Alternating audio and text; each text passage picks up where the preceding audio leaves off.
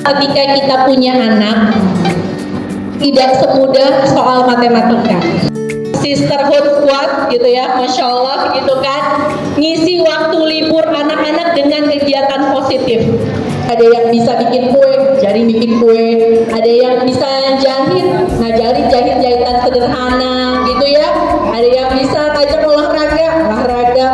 Anak-anak kita punya teman yang isi kegiatannya positif. Kenapa? Itu hasilnya nggak bisa dilihat sekarang. Hasilnya nanti. Ketika anak itu sudah mulai beranjak dewasa, terutama ketika mulai usia SMP atau SMA. Anak-anak yang difasilitasi dengan kegiatan, ya, insya Allah mereka akan berprestasi di sekolah. Terus mereka akan lebih mudah bergaul atau bersosialisasi. Dan justru hal itu bisa terjadi kalau ada dukungan dari orang tua, terutama ibu-ibunya. Kualitas seorang anak akan sangat dilihat bagaimana ibunya membelanjakan uang dan menghabiskan waktu. Kalau anak-anak kita melihat ibunya membelanjakan uang untuk hal yang bermanfaat dan menghabiskan waktu untuk hal-hal yang positif, insya Allah anaknya ngikut. Bagaimana mengasuh mendidik itu tidak bisa mendadak ya, karena memang harus dari kecil, dari usia anak-anak kita sekarang. Ibu mau ngapain nih untuk anaknya? Ketika kita membantu orang lain gitu ya di dalam aktivitas kehidupan kita, nanti insya Allah anak kita pun akan mendapatkan bantuan yang sama. Level stres kita beda-beda Bu. Ada yang masih bisa ngobrol sama orang lain, ada yang udah nggak bisa. Anak ini dari kecil sampai SMA itu pinter banget, bahkan waktu SMA itu ranking satu sekolahan. Makanya dia masuk PTN itu jalur rapot, jalur prestasi. Anak ini pinter, sebentar lagi bakalan selesai kuliahnya, ternyata nggak mau menyelesaikan kuliah. Persoalan yang seperti tadi itu tidak datang tiba-tiba. Anak itu di sekolah ngapain, bagaimana, bagus atau enggak prestasinya, ngerti nggak bapak-bapak kita?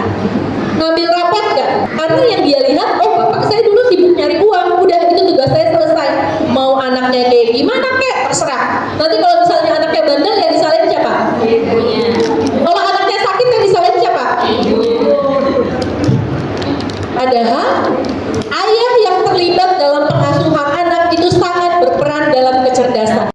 Pak, anak kita begini-begini Pak, menurut Papa gimana Pak?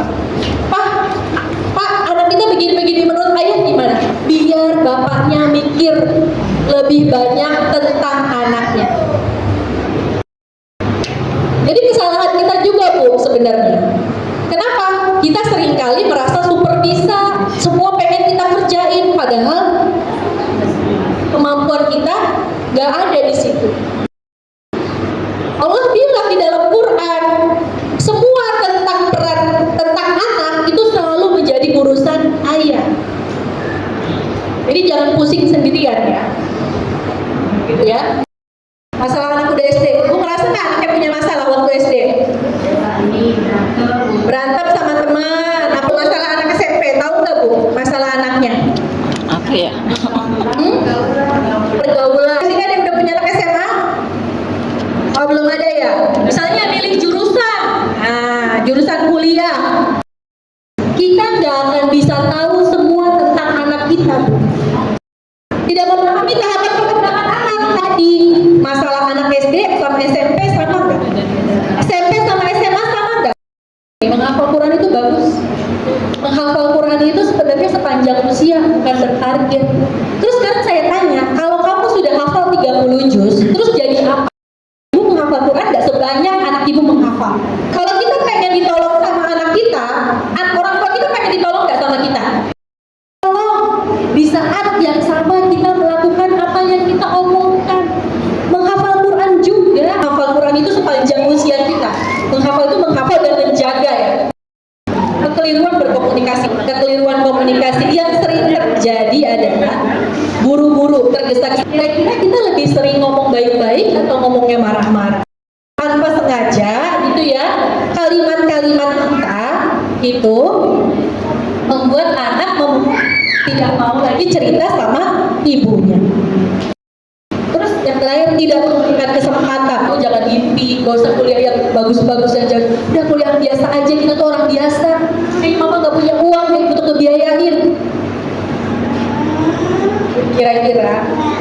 ya. Kira-kira apa yang terjadi ketika kita punya harapan yang tinggi, kita langsung patah? Akibatnya apa? Akibat kesalahan kita berbicara tadi minder, gak pede, aku nggak mau coba, aku takut, aku nggak bisa. Dia udah ngomong nggak bisa duluan, padahal belum nyobain. Anak yang membantah, anak yang sulit diatur itu nggak datang tiba-tiba. Ada kalanya nggak bisa, ada kalanya kamu mengerti. Itu harus ada diskusi, dialog. Ini ada 3 pilihan nih, A, B, C. Yuk kita bareng-bareng kita survei, kita diskusikan, kita bahas. Mana sih yang terbaik buat kita semua? Kalau kamu kuliah di swasta itu dibiayai orang tua. Tapi kalau kamu kuliah di negeri itu dibiayai dari pajak rakyat. Hati-hati ya, di akhirat kita kamu bisa dituntut kalau kamu kuliahnya nggak serius. Jadi kata Umar, sebelum ada anak yang durhaka, sesungguhnya ada orang tua yang lebih dulu yang durhaka ini nanti.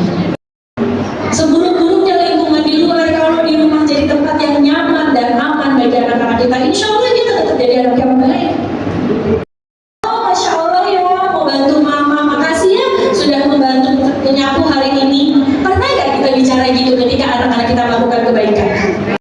Kita harus tahu apa itu anak yang bertumbuh dewasa, anak yang percaya diri, mau melakukan sesuatu yang dia punya.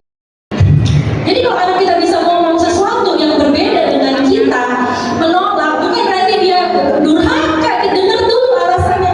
Memang menurut kamu kenapa pilih itu? Memang menurut kamu kenapa nggak mau? Dengar dulu aja, dengar.